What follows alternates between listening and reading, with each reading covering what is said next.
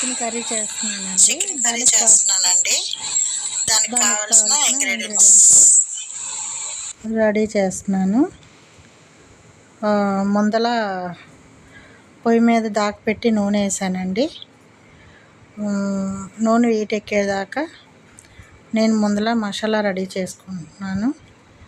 మసాలాలో నేను కొబ్బరి, గసాలు, అల్లం, ఎల్లుల్లిపాయలు, జీలకర్ర, కొంచెం మెంతులు, కొంచెం ఆవాలు కూడా వేస్తానండి.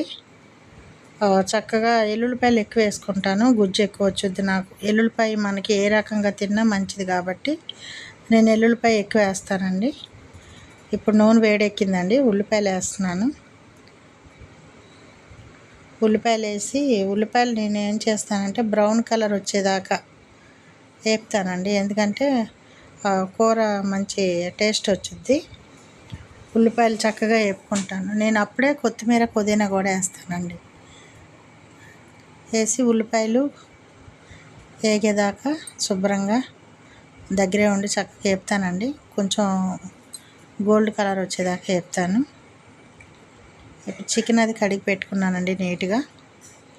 కొంచెం నిమ్మకాయ పిండి, ఉప్పు, పసుపు వేసి చికెన్ కడుక్కుంటానండి. నేను నీసు వాసన రాకుండా ఉంటుంది అలా అయితే. ఉల్లిపాయలు వేగేటప్పుడే నేను కాస్త పసుపు వేసుకుంటానండి. ఉల్లిపాయల్లోనే పసుపు వేస్తే ఏమవుతుందంటే చక్కగా కూర మంచి కలర్ వస్తుంది. తర్వాత వచ్చి మసాలా కూడా వేస్తానండి. నూనెలోనే వేగాలి మసాలా కూడా, బాగుంటుంది. చాలామంది ఏంటంటే చికెన్లో అన్నీ కలిపి వేస్తారండి. నాకు అలా ఇష్టం ఉండదు. నేను ఇలానే చేసుకుంటాను. చక్క మసాలా వేగేటప్పుడే కాస్తంత దాంట్లోకే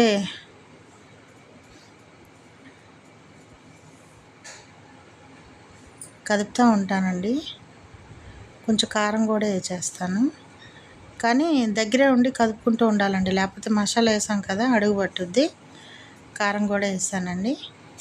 మనం ఎంత తినగలుగుతామో అంతే. నేను కేజీ చికెన్కి స్పూన్నర కారం వేసానండి. అంటే కొంచెం పెద్ద స్పూనే అది.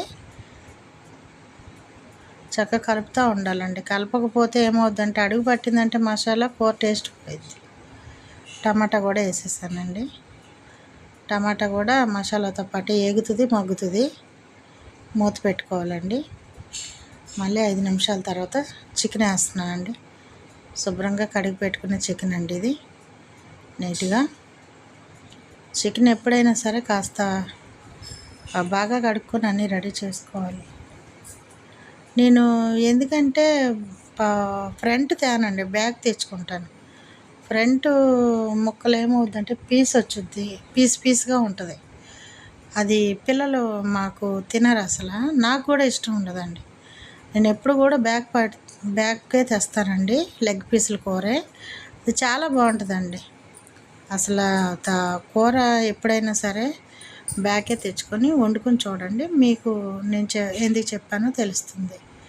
బ్యాక్ పాయింట్ చాలా బాగుంటుందండి. చక్కగా కలిపేసాం కదా, ఇప్పుడు మూత పెట్టుకుంటే చక్కగా మగ్గుద్ది. మగ్గిన తర్వాత కాసేపు ఆగి కాస్త చికెన్ మసాలా వేస్తానండి నేను. అంతేగాని మసాలా పేస్ట్లో మాత్రం నేను చెక్క, లవంగాలు అలాంటివి ఏమి వేయనండి. ఓవర్ మసాలా మా ఇంట్లో పిల్లలు తినరు. ఇలా చాలా బాగుంటుందండి.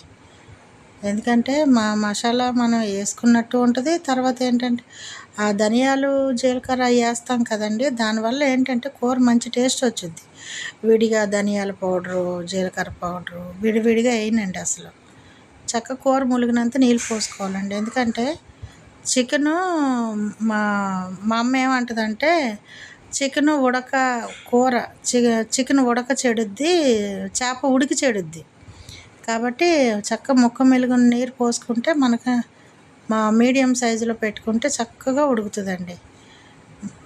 చక్క దించే ముందు కాస్త కొత్తిమీర జల్లుకొని కాస్త మూత పెట్టుకొని కాసేపు ఆగాక